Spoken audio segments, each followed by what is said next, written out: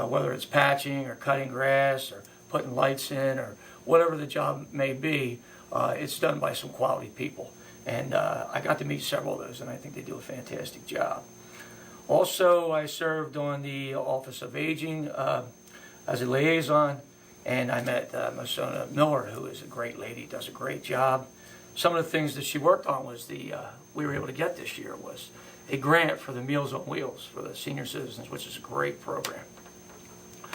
Along with a public forum that we did with all of our state legislators. We had an opportunity to sit there as a panel, and basically everybody just threw at us what was on their mind, which is a great exercise, because if we're not sitting there listening to the people, how do we know what they need, first of all? There's quite a few things uncovered on that were on folks' mind, and one of them was a homeless situation in the community that I was unaware of. That there's camps throughout the community, not only from just people who have been misfortunate, but some of our veterans that are actually out in the woods that are living in these camps. And we discussed some possibilities of how do we get to those folks and how do we get them services that they might need, whether it's clothing, food, medical attention, dental attention, just the things that just normal people need. And you sit on, you're not only liaison to aging, but also the Veterans Commission, so it's a good connection. So you're able to bring those concerns to the Veterans Commission. I know that you've actually had some meetings with the Veterans Commission and Aging, and I know that you're working on some kind of program with their cooperation. This is true, and what we looked into, in New Jersey, for example, in Cherry Hill, they do what they call military stand-down, which, if you're a military person, you understand exactly what that means, which gives any military person who served, whether you're active or inactive, a chance to get services that the United States government provides. Unfortunately, most of the time they're regional. They're done in Cherry Hill. And if you are a homeless individual, more than likely you also don't have a vehicle.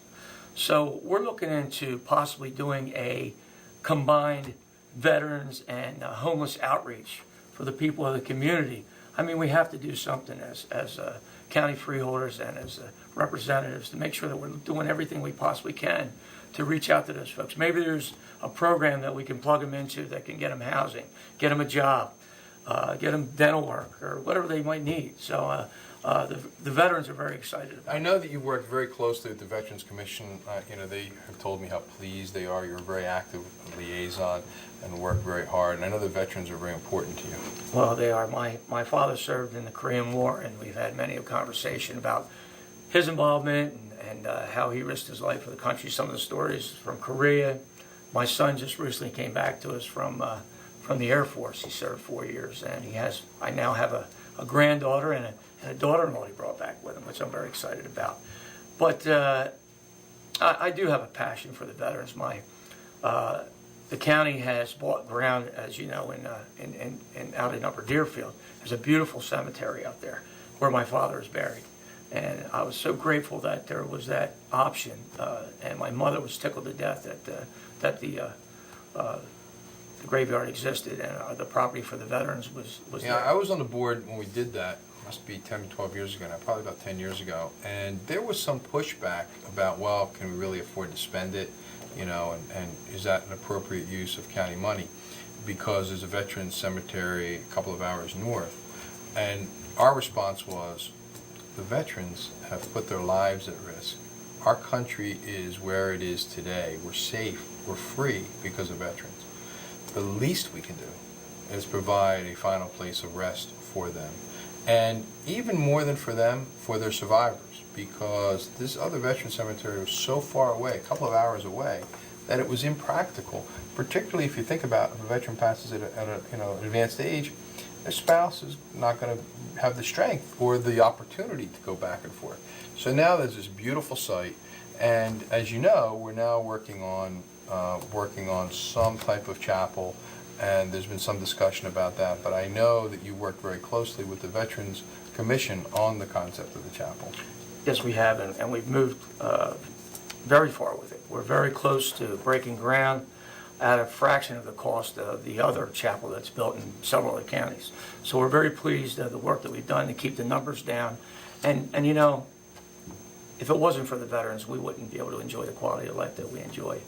And you know, coming from a family of 5 sisters and 2 brothers, and my mother was tickled to death that she only wished that we had this chapel in place. So, and I do as well. Well, and it's not only going to be a chapel. I think there's going to be some offices, Schools, and yeah. but the concept is that the family should be undercover. I mean, when it's the winter time, when it's raining, you don't want them to have to deal with the elements as well as their grief. So I really commend you with the work you've done. You've also worked very closely with the technical school, working with our superintendent, Darlene Barber, there on some programs, and particularly a full-time school. Why don't you talk a little bit about Well, that? as you know, that's a passion of mine. I come from the building trades, and you know, there's several types of educations. There's academic, and then there's technological. There's people smarts and there's street smarts. I think you can get quite a bit of that right at the VOTEC Center. The people there are very talented people, very passionate people about serving the community on some of the things that are missing in this community. You can get a lot of things at the county college, but you can't get everything.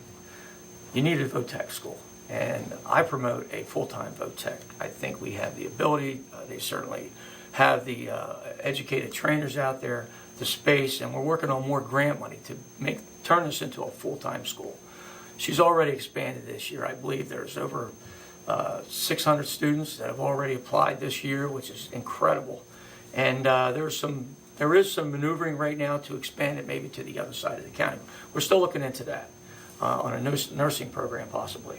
So it's certainly a passion of mine, and I know a lot of the teachers out there, and actually they've done a lot of great work. The kids in the auto body shop, you seen what they did with one of the fire trucks Yeah, restored. it's amazing. We should bring a picture. We should bring that picture to a future We should, show. because Yeah, they did a great. fantastic job. Fantastic job. You know, the technical school, one of the big issues is, of course, the cost of a full-time school, and there's been an estimate of $25 or $30 million, which I think all of us agree the county just can't afford. So we're trying to find another way. And, you know, working with Mayor Bob Romano and Senator Jeff Van Drew and Assemblyman Albano and Assemblyman Milam, we have really created a synergy at the former Newcomb Hospital with a developer who was putting together a plan for a medical school in Cumberland County.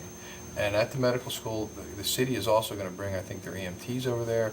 We're talking about bringing the technical school over there. The college is talking about bringing some of its programs, its nursing programs over there. The technical school has not only a nursing program, but also has a culinary program, and there's going to be an assisted living facility there. So if you talk about the synergies, and you know, I know you worked very closely with Mayor Romano on this, and Senator Van Drew, and as have I, and Assemblyman Milam and Assemblyman Albano, and that's really part of it. You know, some people think, well, let's just spend the money, and other people say, let's not do it at all. There really is a third way that's not either of those alternatives, which is let's find a smart way to do it. And I really appreciate the effort that you've put forth as an advocate for the technical school, but also being an advocate for taxpayers. And I think you've done a terrific job, Nelson. Well, Really thank done you, a great Director. job. Ladies and gentlemen, we're going to take another break, and but we'd ask you to please stay with us. Hi, I'm Field Director Lou Magazoo. Thanks for joining us again on our program of Cumberland County candidates for freeholder and clerk. We're also very pleased to have Wade Sjogren on our ticket, and Wade is a businessman, president of WIBCO, has served as chairman of the Empowerment Zone, has also served in his church on the Boy Scouts. And without stealing your thunder, but I mean, and we knew, you know, one of the things we've tried to do over the years is bring diverse and quality folks. You know, whether it was Joe Pepitone and Doug Rainier, whether it was last year with Jane Jannerone and Jim Duncans and Bill Whalen and Bob Austino and then Doug for surrogate, and now this year with this ticket. And all of us have different perspectives. You're from the labor perspective, the working person's perspective. You're an attorney. Wade is an attorney, also a CPA, but also I think mostly president of a company, and we bring all those different perspectives. Wade, last week we talked about your business perspective, but I'd like to have you share a little bit about the things that you've done governmentally or within the community that you believe have prepared you to be a Cumberland County freeholder.